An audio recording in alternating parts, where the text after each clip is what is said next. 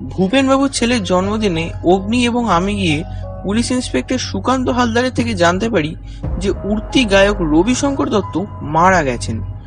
যাদবপুরে রবিশঙ্করের বাড়িতে আমরা চলে গেলাম। সেখানে উপস্থিত রবিশঙ্করের বাড়ির পরিচারক ভোলা এবং অন্যান্য গায়কেরা। পরদিন পোস্টমর্টেম রিপোর্টে জানা গেল যে রবিশঙ্করের মৃত্যু হয়েছে বিষক্রিয়ায়, পটাশিয়াম সায়ানাইডে। তদন্ত করতে গিয়ে আমরা জানলাম যে রবিশঙ্করের সঙ্গে ফোনে লাস্ট কথা হয় র্যাপ সিঙ্গার মাইকেলের। ঠান্ডা লাগা সত্ত্বেও মৃত্যুর আগের দিন মাইকেলের সঙ্গে রবিশঙ্কর প্রোগ্রাম করে বারাসাতে। মাইকেলের সঙ্গে ফোনে কথা বলার সময় রবিশঙ্কর পটাশিয়াম সায়ানাইডের কথা বলে, ওকে বাঁচাতে বলে। তারপর একটা কাঁচ ভাঙার শব্দ পাওয়া যায়। রবিশঙ্কর কে কে করে চিৎকার করে ওঠে আর এক মৃদু আর্তনাদের সঙ্গে ফোনটা কেটে যায়। রবিশঙ্করের এই অকাল মৃত্যুর জন্যে গায়ক দেবল মাইকেলকেই দায়ী করে। অভিজিৎ রায়ের থেকে জানতে পারলাম যে শিবভক্ত রবিশঙ্কর ভীতু প্রকৃতির ছিল, ইনহেলার ব্যবহার করত। ভোলা 4টে সাদা কাগজ দিয়ে জানায় যে একদিন রবিশঙ্কর ওই কাগজগুলো নিয়ে বসে থাকতো। তদন্ত করতে গিয়ে এও জানা গেল যে রবিশঙ্করের অ্যাসিস্ট্যান্ট সদানন্দ বেনারস গেছে। ঘর সার্চ করতে গিয়ে অনেকগুলো অ্যানালিটিক্যাল কেমিস্ট্রি বই খুঁজে পেলাম, যেগুলো ছিল আশুতোষ মাঝির। সন্ধেবেলায় একটা ভুতুড়ে মুখোশ দিয়ে অগ্নি আমায় বলে যে ওই মুখোশটাও রবিশঙ্করের বাড়ির ঝোপের আড়ালে খুঁজে পায়। তারপর আজ রবিশঙ্করের বাড়িতে আমাদের যাওয়ার কথা, তবে আজ সকালে হঠাৎ হালদার ফোনে জানালো অগ্নি আর সে নাকি আগে আমার বাড়িতে আসবে। আচ্ছা, আরো কি কিছু ইন্টারেস্টিং ইনফরমেশন ওরা গ্যাদার করতে পেরেছে? কলিং বেল বাজা মাত্রই দরজাটা খুললাম। অগ্নি ভ্রু কুঁচকে আর চোখে আমার দিকে দৃষ্টি নিক্ষেপ করে বলে, কেন করলি এটা? কি কি কি কি করেছি? রহস্যটাকে এতটা জটিল কেন বানালি? শুরুটা যখন তুই করলি, শেষটাও তুই কর। এবার হালদার মুখ খুলল। নিশ্চয়ই সূর্য, এতটা যখন এগোতেই পারলেন তো বাকি রহস্যটাও নয় আপনিই সমাধান করে দিন। আমি ভয়ে ভয়ে উত্তর দিলাম, কি কি কি কি বলবো আমি? অগ্নি অট্টহাস্য দিয়ে বলে,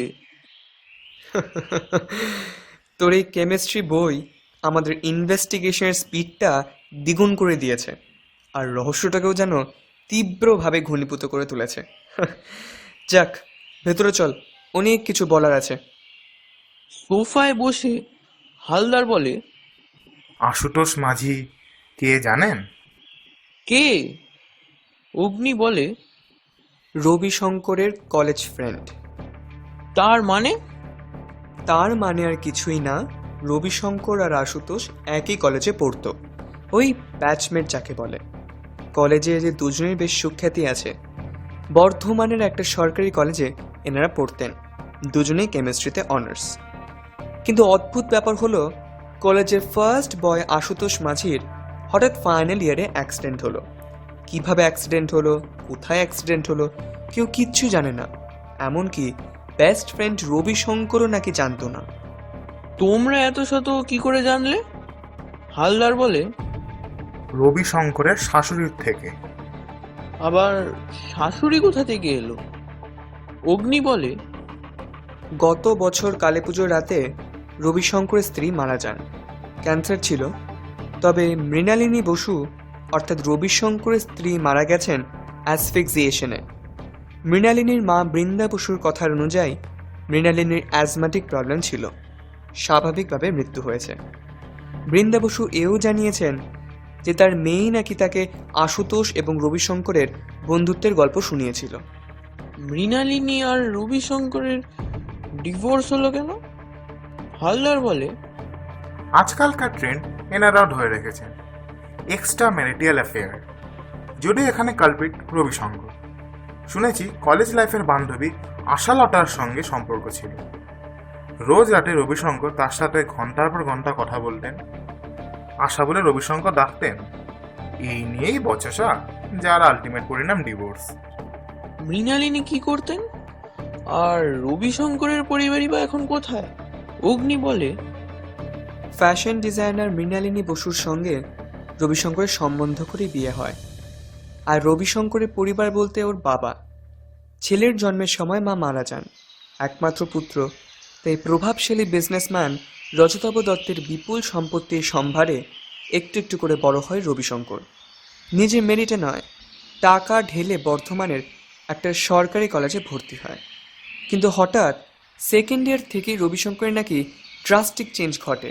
ওর চরিত্রে, ওর লেখাপড়ায়, এমনকি ওর আচার আচরণে আমূল পরিবর্তন আসে। ওর এক্সেলেন্ট পারফরম্যান্সে কলেজের সব প্রফেসররা অত্যন্ত খুশি হন।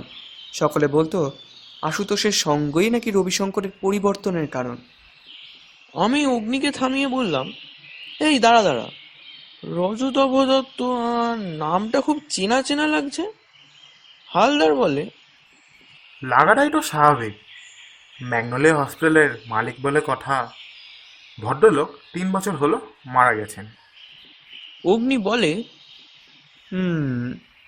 সবই তো বলা হলো, এবার কেসটার কি হবে? এতগুলো সূত্র কি করে কিভাবে সাজাবো ঠিক বুঝে উঠতে পারছি না। যাই হোক হালদার, তুমি এবার রবিশঙ্কর যে কলেজে পড়তো সেখানে গিয়ে আশুতোষের খোঁজ নাও। যদি ওর একটা ছবি পাওয়া যেত খুব ভালো হতো। আশুতোষ কবে মারা গেছে সেটারও খবর নাও। আর আশুতোষের পরিবার এখন কোথায় থাকে তাদের ব্যাপারে একটু ইনফরমেশন জোগাড় করো। কালকের মধ্যে আমার সমস্ত ডিটেলিং চাই, ফাস্ট। এদিকে সূর্য আর আমি রবিশঙ্করের বাড়ি যাই। ভালো কথা, আশালতারও খোঁজ নিও। অগ্নি আর আমি একটা ট্যাক্সি ভাড়া করে রবিশঙ্করের বাড়ির উদ্দেশ্যে রওনা দিলাম। অগ্নিকে জিজ্ঞেস করলাম, আচ্ছা, আশুতোষের বিষয়ে সব ইনফরমেশন কি বৃন্দা বসুই দিল? অগ্নি বলে, হ্যাঁ। মানে তোরা শুধুমাত্র বৃন্দা বসুর মুখের কথায় সব বিশ্বাস করে ফেললি? আপাতত হ্যাঁ, তবে হালদার যতক্ষণ না পুরো ব্যাপারটা ক্লিয়ারলি জানাচ্ছে ততক্ষণ হ্যাঁ মেনে নিয়েই চলতে হবে। 11টার দিকে রবিশঙ্করের বাড়ি পৌঁছালাম। ভোলা দরজা খোলা মাত্রই অগ্নি প্রশ্ন করলো, ভোলাদা, সদানন্দবাবু এসেছেন? ভোলা জবাব দিল, হ্যাঁ দাদাবাবু, সদানন্দদা এখানেই আছে। আপনারা আসুন, ভেতরে আসুন। আমরা রবিশঙ্করের ঘরে গিয়ে বসলাম। ভোলা সদানন্দকে ডাকতে গেল। আমি অগ্নিকে প্রশ্ন করলাম, আচ্ছা, সেদিন তোরা আমায় এই ঘরে রেখে দুজনে পাশের ঘরে কি কথা বলছিলিস রে? অগ্নি প্রশ্ন করে, কোন দিন? খুনের পর দিন, আরে যেদিনকে সবাইকে জেরা করা হলো। সেদিন কথা বলছিলাম না তো, সার্চ করছিলাম। সারা বাড়িতে হালদার কিচ্ছু সন্দেহভাজন জিনিস খুঁজে পাইনি। আমার তবুও মনে হলো যদি কিছু পাওয়া যায়। ঘন্টাখানেক খোঁজার পর হঠাৎ ঘরের মধ্যে একটি লোক ঢুকে পড়ল।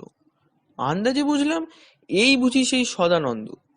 লোকটি এবার জোর হাতে নমস্কার করে বলল, আমি সদানন্দ, সদানন্দ দাস। অগ্নি বলে, নমস্কার, আমি গোয়েন্দা অগ্নিজিৎ সেনগুপ্ত। আর আমি ওর অ্যাসিস্ট্যান্ট সূর্য ব্যানার্জি। সদানন্দ বলে, বলুন কি জানতে চান? যা সর্বনাশ হওয়ার তো হয়েই গেছে। অগ্নি বলে, রবিশঙ্করের অকাল মৃত্যুতে আমরা সত্যিই দুঃখিত। গোটা সঙ্গীত মহল শোকস্তব্ধ।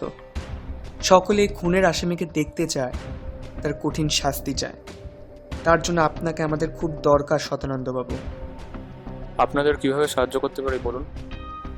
রবিশঙ্করকে আপনি কতদিন ধরে চেনেন? 3 বছর হলো আমি দাদার অ্যাসিস্ট্যান্ট। আচ্ছা, রবিশঙ্করে কি কারোর সঙ্গে কোনো গন্ডগোল ছিল? মানে কোনো বচসা কিংবা ভুল বোঝাবুঝি? অবন দেবতুল্য মানুষটার সঙ্গে কারো কি কোনো ঝগড়া থাকতে পারে? না, দাদার সঙ্গে কারো কোনো বচসা ছিল না, কোনো মনোমালিন্যতা ছিল না। সবাই দাদাকে ভালোবাসতো, শ্রদ্ধা করত। অগ্নি এক দৃষ্টে সদানন্দর দিকে তাকিয়ে প্রশ্ন করে, আশালতা কে সদানন্দবাবু? সদানন্দ যেন একটু চমকে গেল। অগ্নি আবার প্রশ্ন করল। কে আশালতা? সদানন্দ বলে, জানি না, ভাবুন ভাবুন, ঠিক চিনতে পারবেন। সদানন্দ আবার বলল, জানি না, বললাম তো। জানি না বললে তো চলবে না, আপনি জানেন। বলুন, আশালতা কে? অদ্ভুত মানুষ তো আপনারা। আমি তো বলছি যে আমি জানি না আশালতাকে, সত্যি জানি না। অগ্নি আমায় বলে, সূর্য, হালদারকে ফোন করে ডাক। পুলিশ কাস্টাডিতে নিলে এমনি মুখ খুলে যাবে। সদানন্দ বলে, না না, পুলিশ কেন? আমি বলছি দাদার মুখে শুনেছিলাম আশালতা দাদার কলেজের বান্ধবী ছিলেন। তারা দুজনকে ভালোবাসতেন, কিন্তু বৌদিমনের সঙ্গে বিয়ের পর তাদের ভালোবাসায় বাধা পড়ে যায়। আমি জিজ্ঞেস করলাম, কেন? রবিশঙ্কর যখন আশালতাকে ভালোই বাসতো, তাহলে মৃণালিনীকে বিয়ে করলো কেন? বাবার চাপে। শুনেছি রজতাভ দত্ত নাকি দাদাকে এই বিয়েটা করতে বাধ্য করেছিলেন, তাই স্বাভাবিকভাবেই দাদা এই বিয়েতে সুখী হতে পারলেন না, আর তাই বিয়ের 4 বছরের মধ্যেই ডিভোর্স। অগ্নি বলে, এবার বলুন, এই কদিন রবিশঙ্করের মধ্যে কোনো অদ্ভুত আচরণ লক্ষ্য করেছিলেন? হ্যাঁ, লক্ষ্য করেছিলাম। এ কদিন যেন দাদা সর্বক্ষণই একটা টেনশনের মধ্যে থাকতো। সবসময় একটা চিন্তা তাকে কুড়ে কুড়ে খাচ্ছিল। বারাসাতে মাইকেলদের সঙ্গে দাদার লাস্ট ডেট ছিল। প্রোগ্রাম শেষ হয়ে যাওয়ার পর দাদা যেন বাড়ি ফেরার জন্য একদম মরিয়া হয়ে উঠেছিল, আর সারাক্ষণ বলছিল, পটাশিয়াম সাইনাইড আমায় তাড়া করছে। অগ্নি হঠাৎ বলে উঠল, ব্যাক স্টেজে কেউ না থাকার মতো এমন অদ্ভুত শর্ত কেন রেখেছিল রবিশঙ্কর? ব্যাক স্টেজে কেউ থাকলে নাকি দাদার কনসেন্ট্রেশনের প্রবলেম হতো। অদ্ভুত তো, গান গাইবার সময় উনি তো সামনের দিকে তাকাবেন, তাই ব্যাক স্টেজে কেউ থাকলে রবিশঙ্করের কনসেন্ট্রেশনের প্রবলেম হবে কেন? তা আমি জানি না, তবে দাদা আমাকে আর ভোলাকে এই দায়িত্ব দিয়েছিলেন। আমি বললাম, কারণ জানতে চাননি কখনো? সদানন্দ বলে, জানার চেষ্টা তো আমি করেইছি, কিন্তু তখন দাদা বলতেন, অত জানতে হবে না, করতে বলেছি তাই করো। অগ্নি সদানন্দকে প্রশ্ন করে, আপনি হঠাৎ বেনারস গেলেন কেন? কিছুদিন ধরেই দাদা মানসিকভাবে বিপর্যস্ত ছিলেন। একটা মৃত্যু ভয় যেন তাকে সর্বক্ষণ কুড়ে কুড়ে খাচ্ছিল। দাদাকে বলেছিলাম যে পুলিশের সঙ্গে যোগাযোগ করার জন্য, কিন্তু বারণ করার পর আমি আর সেই বিষয়ে কোনো আগ্রহ থাকি না। তারপর আমি বেনারস চলে যাই। আসলে দাদা শিব ভক্ত ছিলেন, তার ধারণা ছিল মহাদেবী তাকে সকল বিপদ থেকে রক্ষা করতে পারবে। তাই আমি বেনারস চলে যাই শিবের মাথায় জল ঢালার জন্য। আচ্ছা, আশুতোষ মাঝি মারা গেলেন কিভাবে? আশুতোষকে? কেন, রবিশঙ্কর আপনাকে কিছু বলেনি? আশুতোষ? না, আমি আশুতোষ বলে তো কাউকে চিনি না। সে কি, যেই লোকটা তার সাংসারিক কাহিনী আপনাকে শুনিয়েছে সে তার কাছের বন্ধুর কথা আপনাকে বলেনি? স্ট্রেঞ্জ। আচ্ছা, আপনি এবার আসতে পারেন। সদানন্দ চলে গেল। ভোলাকে ডাকা মাত্রই ভোলা ঘরে এসে বলে, ডাকছিলেন বাবু? অগ্নি বলে, তোমার সাথে একটু কথা ছিল। হ্যাঁ বলুন। আশুতোষকে তুমি জানো? দাঁড়ান, নামটা বড্ড চেনা চেনা লাগছে।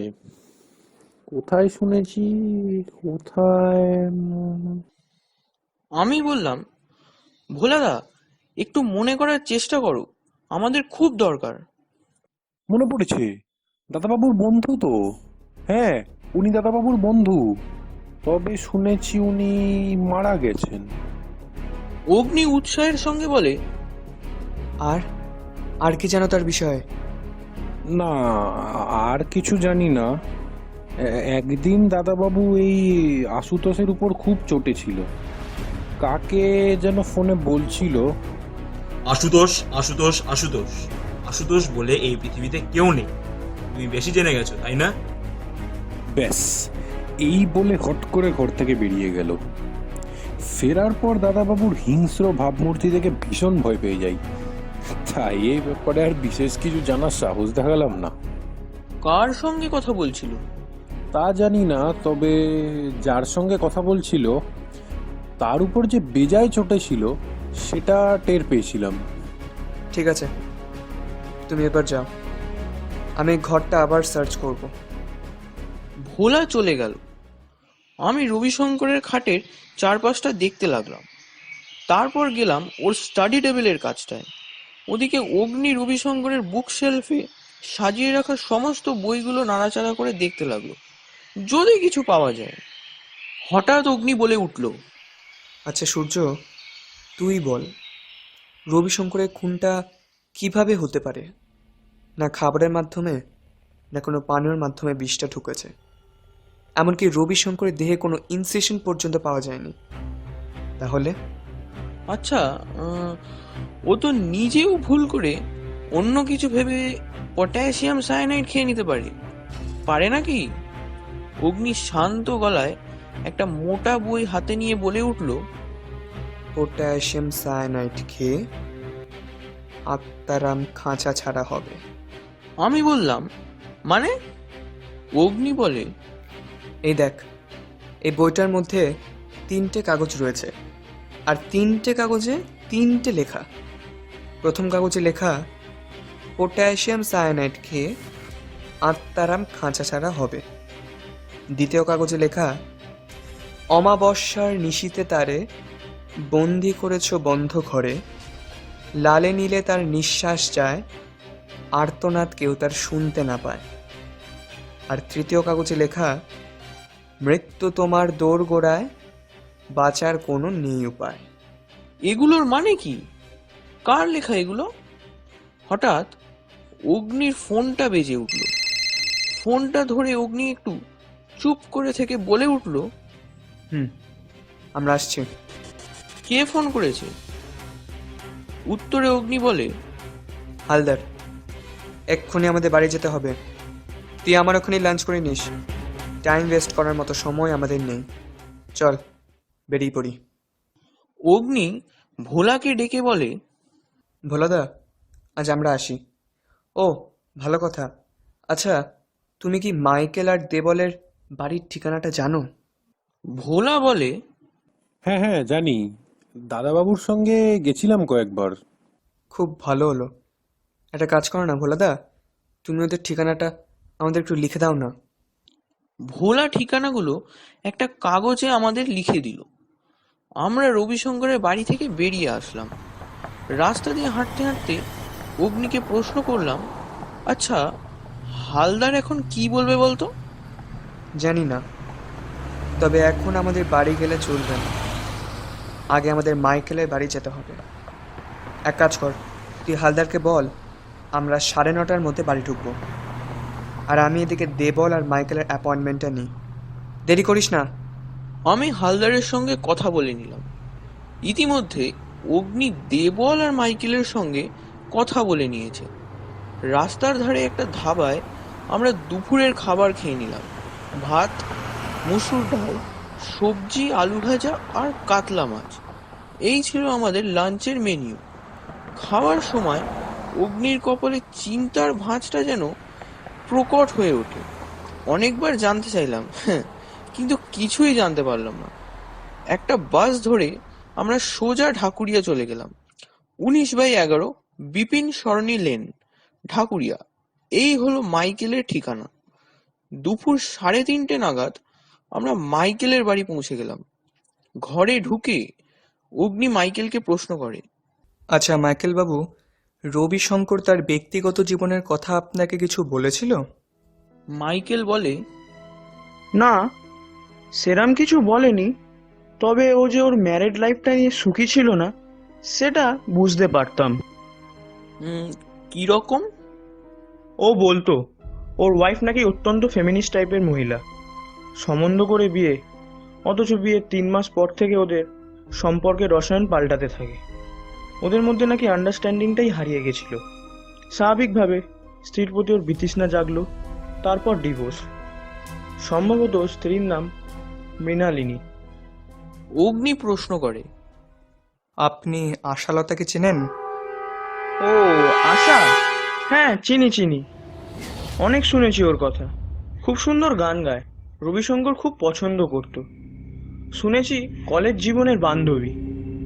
তাহলে আশালতাকে ছেড়ে রবিশঙ্কর মৃণালিনীকে বিয়ে করলো কেন? বহুবার জিজ্ঞাসা করেছি, তখনও বলতো অনেক ইতিহাস, পরে বলবো। পরে পরে করে তো আর বলাই হলো না। আচ্ছা, ওর মৃত্যুর কোনো কিনারা করতে পারলেন?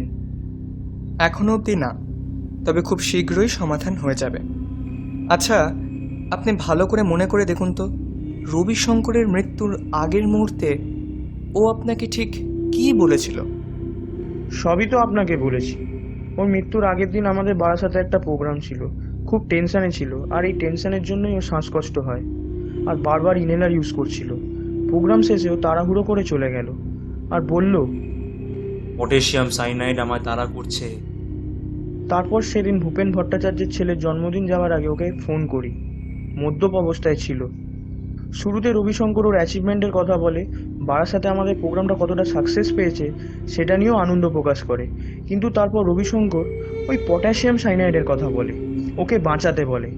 তারপর ওই কাঁচ ভাঙার আওয়াজ, মৃদু আর্তনাদ, ব্যাস ফোনটা কেটে গেল।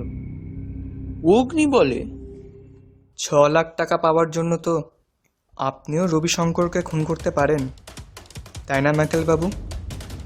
মাইকেল দাঁড়িয়ে পড়ে, জোর গলায় বলে ওঠে, আপনি কি পাগল হয়ে গেছেন? ও আমার বন্ধু, ওকে আমি খুন করব কেন? তাছাড়া 6 লাখ টাকা তো আমার পাওনা নয়, 6 লাখের মধ্যে 3 লাখ ছিল আমার।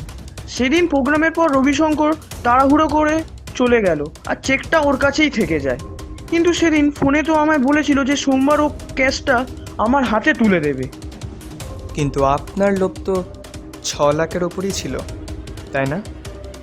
আরে ধুর মশাই, আপনার সাজানো কথা আমার মুখে বসিয়ে দিলেই তো চলবে না। আমি খুন করিনি, আর ওর মৃত্যুর যেদিন হয় সেদিন রাতে তো আমি আমার বাড়িতেই ছিলাম।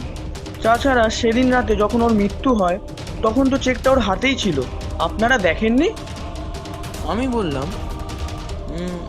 ঠিক বুঝলাম না। যদিও আপনাদের দেখার কথা নয়, আপনারা আসার আগেই ওই চেকটা আমি সরিয়ে টেবিলের ওপর রেখেছিলাম। যদি 6 লাখ টাকার পাওয়ার ইচ্ছা আমার সত্যি হতো তাহলে সেদিনই আমি চুরি করতে পারতাম। অগ্নি বলে, আচ্ছা, রবিশঙ্কর মারা যাবার পর আপনি ওর বাড়ি গিয়ে কি কি দেখলেন? কি আর, ঘরে ঢোকা মাত্রই লিভিং রুমে দেখলাম ওর দেহটা পড়ে আছে, হাতের কাছে চেকটাও রয়েছে। রবিশঙ্করের মাথার কাছে ভোলা হাউমাউ করে কাঁদছে। লিভিং রুমের বাঁদিকে সুবিচার জানলার কাঁচটাও সম্পূর্ণ ভেঙে পড়ে আছে। ভোলা বলেছিল কাঁচ ভাঙার আওয়াজও পেয়েছিল, তবে ভেবেছিল পাশের বাড়ির কারো কাঁচ ভেঙেছে। কিন্তু যখন রবিশঙ্করের আর্তনাদ শুনতে পায় তখন ভোলা ঘরে আবিষ্কার করে যে কাঁচ ভাঙা শব্দটা লিভিং রুম থেকেই এসেছিল। ঝড় বৃষ্টির রাত ছিল, তাই আমিও ভেবেছিলাম হাওয়ায় হয়তো কাঁচটা ভেঙে গেছে। আশ্চর্য, তাহলে সেদিন আমরা কোনো ভাঙা কাঁচ কিংবা কোনো খোলা জানলা দেখলাম না কেন? আপনারা আসার আগেই সেখানে সবাই চলে আসে। ভোলা কাঁচগুলো পরিষ্কার করে ফেলে, আর যেহেতু ঝড় বৃষ্টির রাত ছিল তাই ঘরে জল ঢোকার ভয় ভোলা সেখানে চাদর টাঙিয়ে দেয়। অগ্নি বলে, ঠিক আছে, আমরা চলি, নমস্কার। অগ্নি আর আমি এবার গড়িয়ার দিকে গেলাম দেবলের বাড়ির উদ্দেশ্যে। গাড়িতে অগ্নিকে প্রশ্ন করলাম। পুরো কেসটাই আমার কাছে সম্পূর্ণ নতুন লাগছে। এই ব্যাপারটা মাইকেল আগে বলেনি কেন? ভোলাই বা বললো না কেন?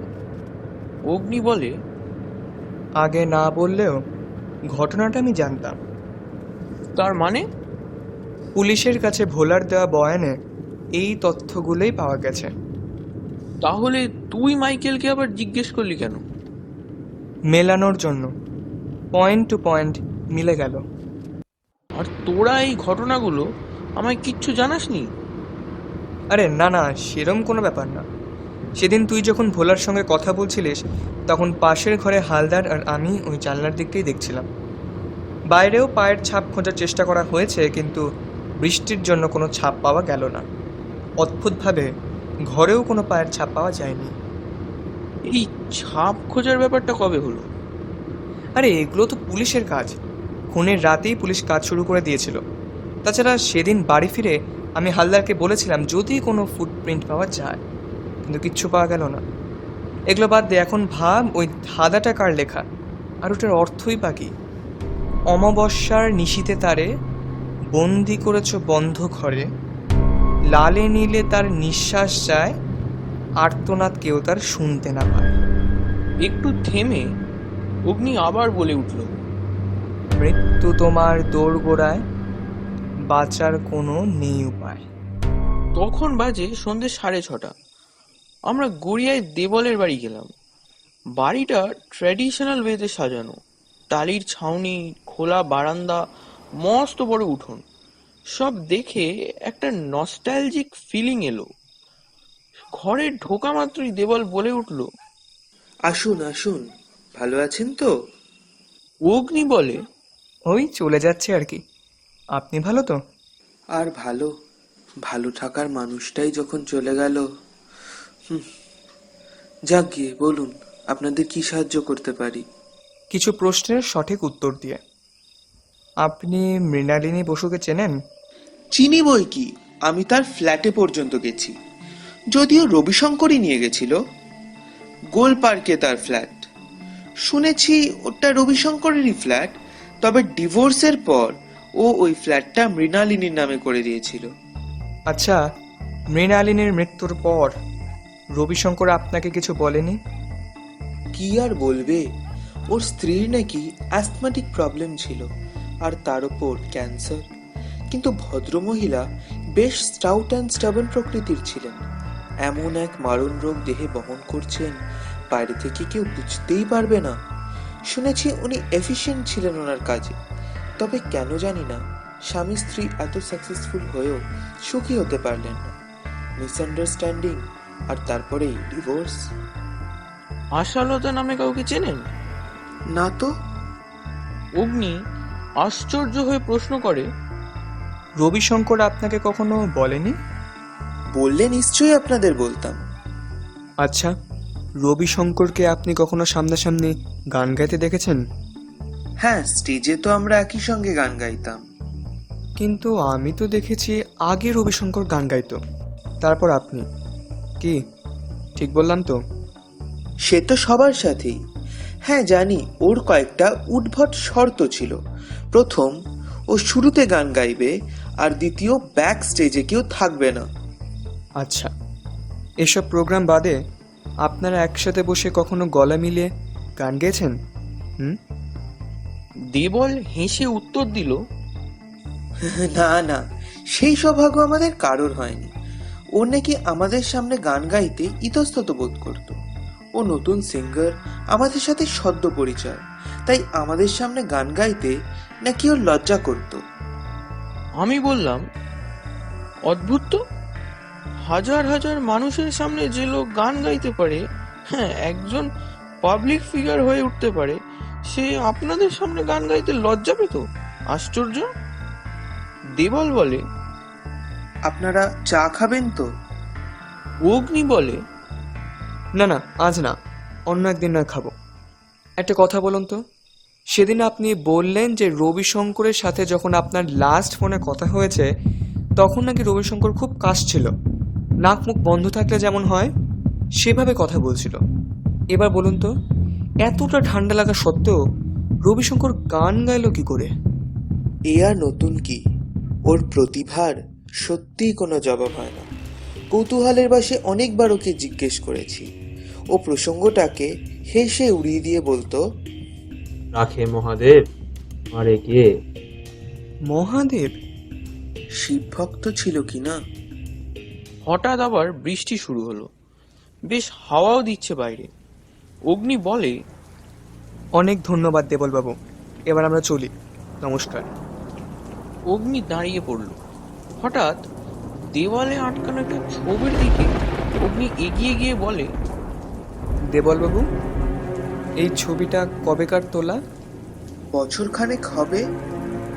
আমি বললাম, রবিশঙ্কর আর আপনাকে এই ছবিতে খুব সুন্দর লাগছে, কিন্তু বিশ্বাস করতে পারছি না যে রবিশঙ্কর আর নেই। অগ্নি বলে, সত্যি বিশ্বাস করা যাচ্ছে না। দেবল বলে উঠল, অগ্নিজিৎ বাবু, এই কেসটার সমাধান আপনাকে করতেই হবে। কে কে খুন করলো রবিশঙ্করকে? আচ্ছা, সেদিন রবিশঙ্করের বাড়িতে আপনি ঠিক কি কি দেখেছিলেন? রবিশঙ্কর মারা যায় ওই 8টার সময়। তারপর ভোলা আমায় ফোন করে সব জানায়। আমি ওই 9টার দিকে পৌঁছালাম। দেখলাম ভোলা রবিশঙ্করের দেহের পাশে বসে কাঁদছে, আর অন্যদিকে মাইকেল যেন কার সঙ্গে ফোনে কথা বলছে। অগ্নি আর আমি দেবলের বাড়ি থেকে বেরিয়ে আসলাম। অগ্নি ওর প্যান্টের পকেট থেকে সেই 4টে সাদা কাগজ বার করে বলে, হয়তো এই 4টে কাগজই আমাদের সব রহস্যের সমাধান করবে। তুই এ কথা কি করে বলছিস? কাল বলবো, আজ ভীষণ টায়ার্ড, তার উপর বৃষ্টি পড়ছে। এক কাজ কর, তুই বাড়ি চলে যা, আমিও বাড়ি চলে যাচ্ছি। আর হালদারকে বলি কাল আমার বাড়ি চলে আসতে। তুইও চলে আসিস ঠিক 3টের সময়, দেরি করিস না একদম। জট অনেকটাই খুলেছে, তবুও কয়েকটা খটকা এখনো রয়েছে। কেন জানি না মনে হচ্ছে আশালতা আর মৃণালিনী এই দুজনের ব্যাপারে সমস্ত কিছু জানতে পারলেই কেসটা সলভ হয়ে যাবে।